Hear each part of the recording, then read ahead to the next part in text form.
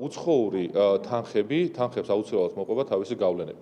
და რადგანაც თანხას აუცილებლად მოყვება თავისი გავლენები, მნიშვნელოვანია, რომ საზოგადოებას მიეწოდოს ჭეშმარიტი ინფორმაცია, მათ შორის დაცული იყოს საზოგადოება უცხოური თანხებიდან და მას მოყოლილი გავლენებისგან, მედია შესაბამისად ინფორმაცია მიიღოს სწორი, ობიექტური და ამიტომაც შემოგვაქვს მექანიზმი, რომელიც პირდაპირ მნიშვნელობით გრძალავს უცხოურ დაფინანსებებს, ისევე როგორც მაგალითად პოლიტიკური პარტიებისთვის უცხოური დაფინანსებები აკრძალულია და რატომ არის აკრძალული? იმიტომ რომ თანხას აუცილებლად მოყვება გავლენა. სწორედ იგივე მექანიზმი არის, რომ როდესაც გამომდინარე იქიდან, რომ მედიას აქვს შესაძლებლობა, რომ საზოგადოებრივ აზრის ფორმირებაზე გავლენა იქონიოს, მნიშვნელოვანია, რომ ამ აზრის ფორმირების გავლენა არ იყოს აქედან უცხოური.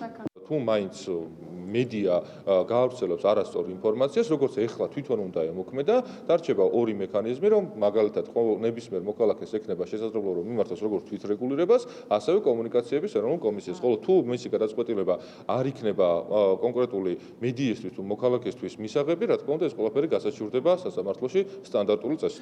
როგორც წესი, მსოფლიოს ძირითად სახელმწიფოებში და ევროპაში, მათ შორის უცხო ქვეყნიდან დაფინანსება მედია საშუალებების არის მკვეთრად შეზღუდული.